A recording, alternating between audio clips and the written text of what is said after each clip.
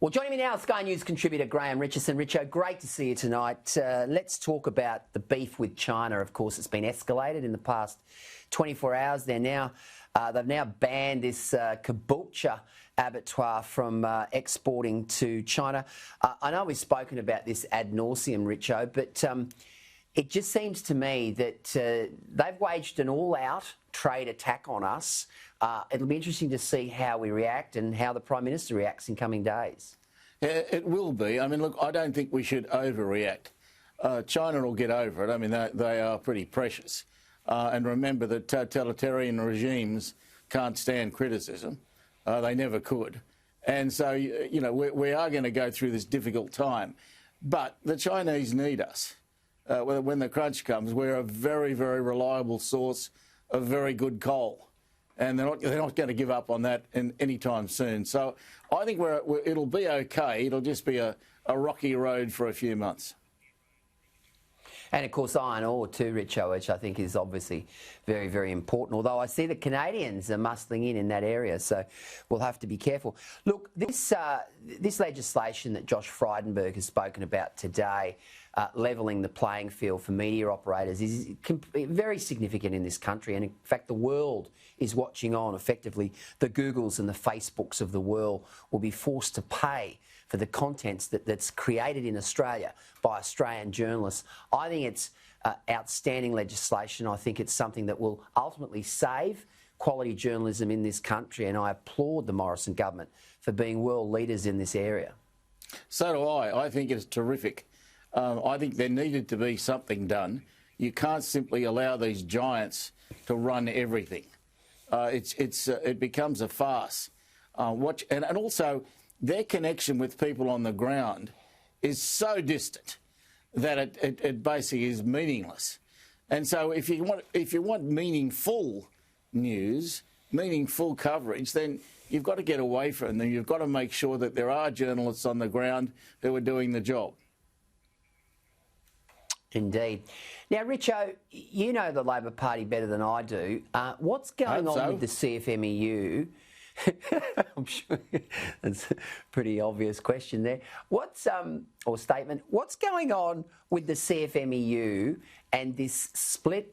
And Setka's involved, and the Labor Party seem to be backing it. McManus doesn't seem to be opposing it. What's happening there?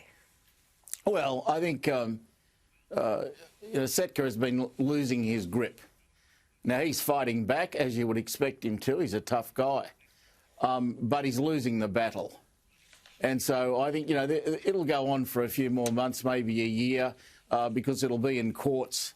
And so I suppose if it gets into courts, it might be several years. But when the crunch comes, you don't win trade unions in courts.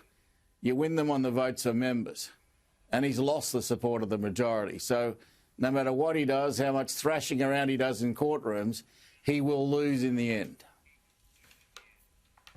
Now, mate, there's a big debate going on in Queensland at the moment between the southeast and, of course, the regions as to the merits of the 2032 Olympic bid. Now, we saw John Coates, the AOC boss, who, of course, is very close to Thomas Bach, who's the IOC president, in Brisbane yesterday. And basically, this bid is back on track. Bach has been quoted as saying that the southeast Queensland bid is very, very strong. We know Anastasia Palaszczuk has been to Lausanne in Switzerland and has spoken at length, Thomas Bach, about this proposal. There are so many advantages to this, Richo, including the expediting of certain infrastructure in southeast Queensland. And yet, we are going to see a campaign without question in the regions for this not to go ahead. This is a national project, isn't it? Oh, absolutely. People in the regions may feel they're missing out.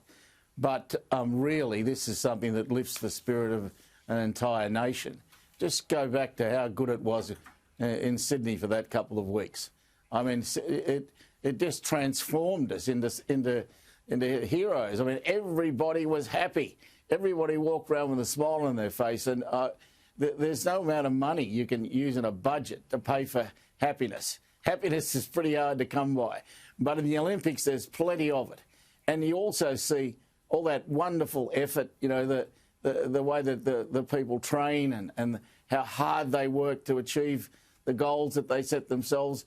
I think the whole thing is fabulous, and we have been very fortunate over the course of the last couple of decades to have had Kevin Gosper and John Coates right at the top level of the Olympic movement around the world. Very lucky. And Coates is bringing it home, and I think that's fantastic. And Richo, you make a really good point there, because from a national perspective, you know, from a sort of a, you know, psychology perspective for this nation, there's a 10 or a 12-year-old kid who might be watching this show now that in 10 or 12 years' time, in 2032, could be standing there on the podium accepting Olympic gold. And you can't buy that, as you say. Money can't buy that type of national fervour, can it? No, I mean, look, when you see them stand on the dais, I mean, it just raises the level of our interest. We love it.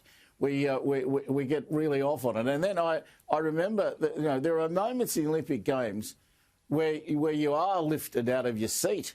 I mean, who can forget Kieran Perkins winning the 1500 from the losers lane 8? I mean, it was just a phenomenal effort. And I'll never forget it. I was there. I was lucky enough to be there watching it. But I'll never forget that moment. And I think that's what the Olympics gives you, moments you never forget. Yep. Kathy Freeman, you know, the nation came to a standstill. I remember that 1500, Richo, with Perkins. I was at the Cairns Convention Centre, and the entire convention centre stopped for 15 minutes or 14 minutes, 40, whatever it was. It was one for the ages. Good to see you tonight, Graham. Good on you, mate. If I don't see you again, a very happy Christmas.